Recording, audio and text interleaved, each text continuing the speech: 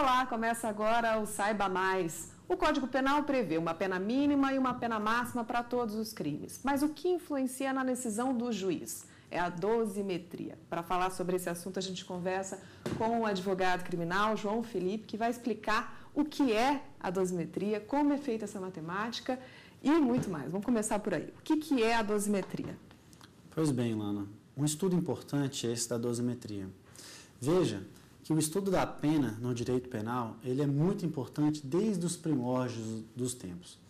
Na antiguidade, as pessoas costumavam aplicar penas absurdas, com pena de morte, fogueira, guilhotina. Muito se evoluiu desde então. Alguns séculos atrás, pensaram que o direito fundamental que todas as pessoas têm e que pode ser usado para fazer a punição criminal é a liberdade. E com base no direito à liberdade, é que o juiz ele tem o poder de saber quanto tempo cada pessoa deve ficar presa, a depender do crime que cometeu. E isso é a dosimetria da pena. Muito se vê nos noticiários que a pessoa que cometeu determinado crime pode pegar uma pena de 1 a 4 anos, de 6 a 12 anos, de 12 a 30 anos. O estudo da dosimetria da pena, ele é exatamente para fixar quanto de pena exatamente aquele apenado deve pegar, aquele agente, proporcionalmente ao que ele cometeu e de acordo com os critérios fixados pelo Código Penal. A gente começa essa análise do ponto de vista do juiz com a pena mínima para cada caso, né? E aí como é que vão sendo agregados os outros fatores nessa conta? Sim, veja, muitos fatores contribuem para que se chegue a um resultado definitivo do quanto de pena a pessoa deve pegar proporcional ao crime que se cometeu. O início desse raciocínio parte-se do crime que ele cometeu. Se for um furto, ele pegará um furto simples, ele pegará uma pena de 1 a 4 anos. Se for um homicídio simples, ele pegará uma pena de 6 a 12 anos e aí por diante. Logo, se começa sempre pelo raciocínio do crime que se cometeu e a pena mínima. Logo, nos meus exemplos, furto 1 ano, homicídio 6 anos, e daí por diante vão utilizando critérios fixados em lei para se aumentar gradativamente. Logo, se não houver nenhum motivo para que se aumente pena, é fixada sempre a pena mínima, até porque rege com o direito penal o princípio da inocência, só porque cotidianamente todos os crimes têm sim uma dosimetria, têm sim um aumento de pena, e cada aumento de pena tem que ser justificado pelo juiz que está ali condenando. Qual que é a segunda etapa desse processo? A segunda etapa, veja, é partir para as circunstâncias agravantes e atenuantes. Mas antes disso, ainda na primeira etapa, o artigo 59 do Código Penal, ele trata do chamado circunstâncias judiciais. As circunstâncias judiciais é uma pequena lista de fatores que devem ser levados em consideração ao juiz sentenciante, né? Por exemplo, se o apenado ele for reincidente, se ele deixar de ser primário, a depender da folha de antecedentes criminais dele, esse crime de furto utilizado por mim, por exemplo, de 1 ano, se ele já estiver cometendo vários furtos ao longo da sua vida criminosa, ele, no caso, vai aumentar ali aquele 1 ano que se iniciaria com a pena de furto, ele iria aumentar alguma quantia. Meses, por exemplo, 2 meses, 3 meses, a depender, lógico, proporcionalmente ao tamanho da folha criminal daquele apenado. Essa não é a única circunstância judicial que tem que ser levada em consideração. O aumento de pena pode ocorrer na primeira fase da circunstância judicial, também pela conduta social daquele agente, se ele é famoso, um criminoso famoso, isso pesa, a forma em que a vítima se comportou com o crime, ela colaborou com o crime, ela não colaborou, ela é uma completa inocente, tudo isso influencia nessa primeira etapa. A questão da segunda etapa, que estamos falando aqui agora, em relação às causas de atenuantes e agravantes, também possui uma lista exaustiva, tipificada no Código Penal. Então, vou citar... Vamos aos exemplos. Apenas 2 exemplos, eu acho que basta. Veja, Lana, essa pessoa que cometeu um crime, por exemplo, contra uma criança, isso é uma causa agravante. Aquela pena nossa do furto de 1 a 4 anos, de um apenado reincidente, sairia de 1 ano, vamos colocar mais 6 meses, ficaria 1 ano e 6 meses. Se esse furto ocorreu contra uma criança, contra um idoso, essa pena de furto é aumentada mais a uma quantia, né? Proporcional ao critério do juiz sentenciante. Ele sim vai fixar. Então, vamos dar um exemplo nosso aqui, para fazer uma condenação de um crime de furto. Ficaria 1 ano e 6 meses em razão da folha extensa de crimes. Se for cometido contra uma criança, mais 3 meses. Ficaria 1 ano e 6 meses. Pronto, aplicamos as circunstâncias judiciais e um agravante. Apenas para exemplificar a questão do atenuante de pena, se por exemplo, esse crime for praticado contra... Existem várias. Outro exemplo muito comum de agravante é de violência doméstica e familiar, crimes cometidos dentro do âmbito doméstico, tem uma agravante rigorosa, né, principalmente por conta de políticas públicas que envolvem o tema. Então, se o agente for menor de 21 anos, por exemplo, a pena dele é reduzida proporcionalmente, porque aí aplica-se uma causa atenuante de pena. No próximo bloco, a gente vai continuar falando sobre esse assunto, sobre os agravantes e atenuantes e como funciona essa matemática da dosimetria. É no Saiba Mais, não saia daí.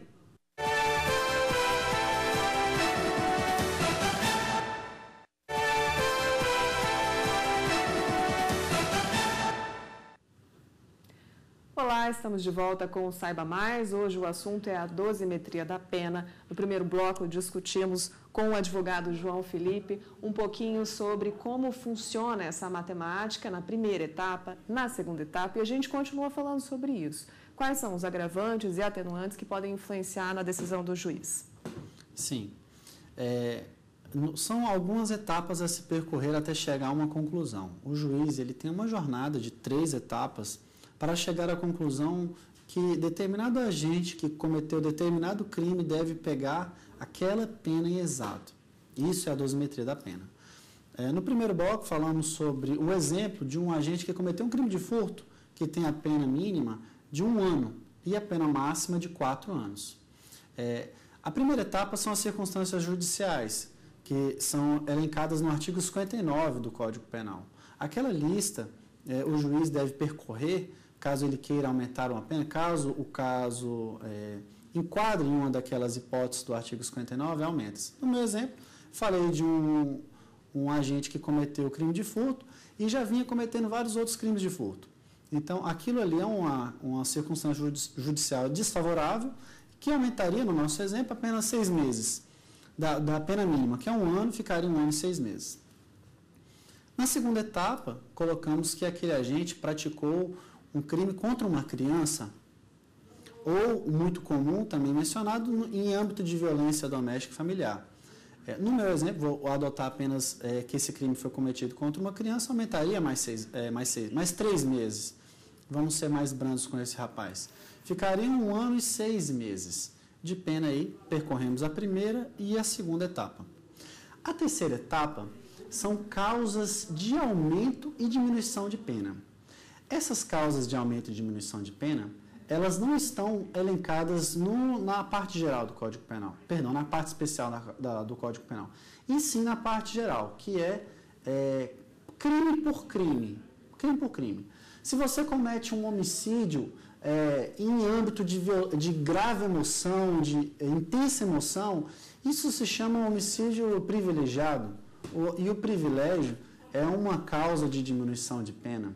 A mais comum, Lana, o que pode ser mencionado é a do artigo 14, parágrafo único do Código Penal, que é a tentativa. Então, se aquele crime começa a ser praticado e ele não conclui, o juiz, neste momento, da terceira etapa, ele aplica a causa de diminuição de pena da tentativa, e aí o crime pode reduzir a pena até a metade, 1/3 a 2/3 da pena. Então, essa é a mais famosa das causas de diminuição de pena. É importante essa análise porque o Brasil tem um sistema penitenciário que sofre com uma série de problemas. Então, não é um cálculo fácil, né? Mas é o trabalho que precisa ser feito para adequar a pena ao crime cometido. Mas é possível, ao longo de todas essas etapas, recorrer da decisão? Como que o juiz flexibiliza essa questão da dosimetria de acordo com o que o acusado está ali em discussão no momento? Muito importante essa pergunta, muito importante. Veja, o recurso é o meio que a defesa tem para questionar uma dosimetria errada. Se aquela dosimetria for extremamente pesada, punitiva em excesso, a defesa deve recorrer para que o tribunal aponte uma pena mais branda, corrija aquele erro. Veja, a cada caso, cada sentença, cada crime no Brasil que for julgado e o juiz entende que aquele crime realmente aconteceu e for fixar uma pena, ele deve fazer a dosimetria da pena. Seja ele em que tribunal for, seja na primeira instância, seja no juizado especial criminal, seja no tribunal do júri, seja no Supremo Tribunal Federal. Em todos os tribunais e juízes que for fazer uma condenação, tem que fazer a dosimetria. E se essa dosimetria for feita de forma errada, então a defesa ou a acusação, a depender do caso, apresenta o recurso cabível a cada instância e aquela dosimetria da pena pode ser revista. A gente pode falar qual é o momento da dosimetria, para quem não está familiarizado com os processos ao longo de um julgamento, de uma decisão judicial, qual é o momento da dosimetria? Sim.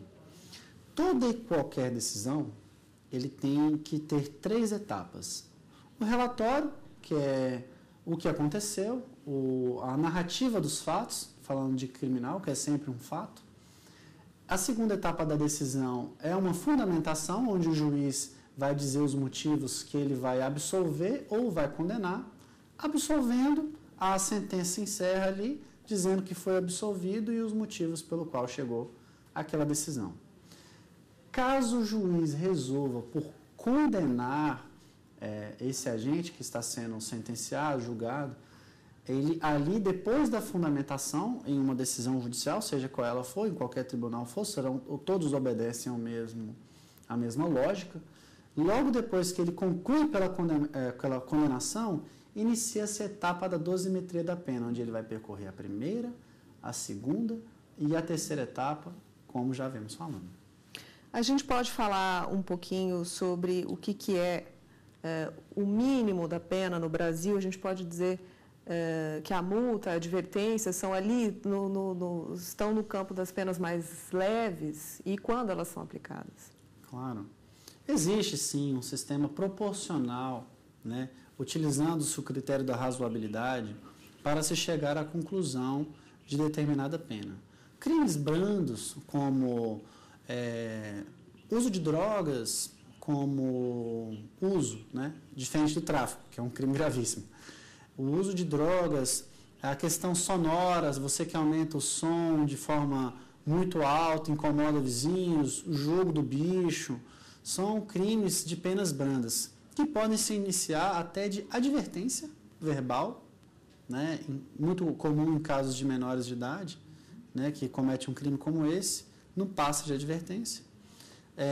Penas brandas como prestação de serviços à comunidade, né, ou penas brandas como multa, a famosa cesta básica, né, em que o juiz utilizando-se da condição financeira do réu, do agente que está sendo condenado, fixa um valor de pena. Se for um milionário, a pena será proporcional ao seu patrimônio. Se for uma pessoa com baixas condições financeiras, uma pena compatível com sua realidade, até chegar a penas absurdas, como já ouvimos falar, de esquadrão de extermínio, organização criminosa, latrocínio, diversos homicídios em série.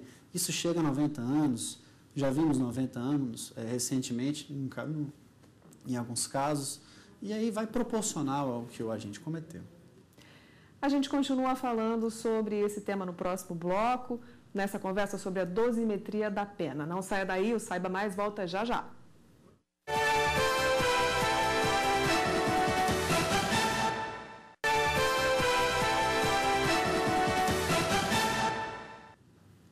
Estamos de volta com o Saiba Mais. Hoje o assunto é a dosimetria da pena e a gente conversa com o advogado João Felipe. João, a gente estava falando no último bloco sobre a quantidade de possibilidades para condenação no Brasil. A multa é uma dessas possibilidades, né? Quando uma pessoa pode ser condenada a pagar uma multa? Veja, muito importante esta pergunta, até porque muito se fala nos noticiários brasileiros que a pena de um crime ela é de 1 a 4 anos, no caso do furto, de 6 a 12 anos, em caso do furto, só porque o Código Penal, muitas vezes, ele vai além. Ele não só fixa o valor, a quantidade de pena que aquele agente pode ser condenado. Ele acrescenta, logo em seguida, quando ele fala de 1 a 4, 6 a 12, mais multa. Mais multa. A maioria dos crimes tem multa. A grande maioria dos crimes tem multa. Principalmente os crimes patrimoniais, os que envolvem ativos financeiros, prejuízos à vítima. Todos esses crimes existe uma multa logo em seguida. E qual é o critério do juiz para a fixação dessa pena de multa? O Código Penal, ele tem um artigo que ele é bem claro que a pena de multa ela é fixada proporcionalmente às condições do agente que está sendo condenado. Mais uma vez, uma questão de proporcionalidade, de razoabilidade. Acontece que existem crimes que a própria legislação deixa a critério do julgador se ele vai aumentar aquela pena de multa em 3 vezes, em 5 vezes, em 10 vezes. Veja, existem crimes ambientais, existem crimes fiscais, tributários, contra a ordem financeira, crimes, por exemplo, que empresas podem ser condenadas, como no caso dos crimes ambientais, em que o juiz ele vai fixar um valor de multa proporcional à qualidade e à condição financeira. Tivemos recentemente um estrago ambiental na região lá de Minas Gerais. No caso de Mariana. No caso de Mariana. Ali a pena mais grave, entre aspas, é a própria multa, né? Porque o crime ambiental tem penas muito brandas no Brasil, né? Sim. Faz sentido fazer a prisão de alguns? Para alguns até faz sentido. Mas o comportamento criminal de um juiz primeiro pensamento dele num caso como esse, em diversos outros casos de corrupção, por exemplo, de funcionários públicos, de políticos, é o quê? Fazer o ressarcimento ao erário, fazer o ressarcimento à vítima, e isso é a pena de multa. Seja ela de 1.000, 2.000, 10.000, ou no caso de Mariana, que foi aí milhões de reais, talvez até insuficientes para a reparação. Porque demora muito para recompor o dano que foi provocado, né? Não só no caso de um crime ambiental, mas às vezes é difícil calcular. Quanto custa um dano emocional? Essa dosimetria deve ser muito difícil também, né? Mas o juiz tem ali uma série de fatores que ele leva em consideração na hora de definir o valor da multa. Se for um dano material, por exemplo, é equivalente à perda da pessoa?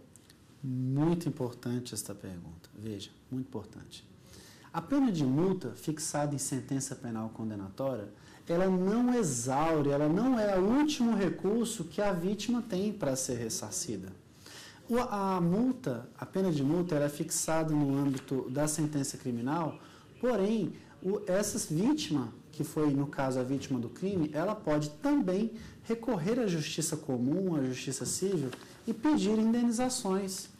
Então, assim, a pena de multa, ela é só atrelada à condição do crime, sendo que esses fatores de prejuízo moral, prejuízo indenizatório, material, podem sim ser pleiteadas em juízo civil, ou seja, fora da ação criminal, que ali a dosimetria ela é muito limitada aos critérios do Código Penal.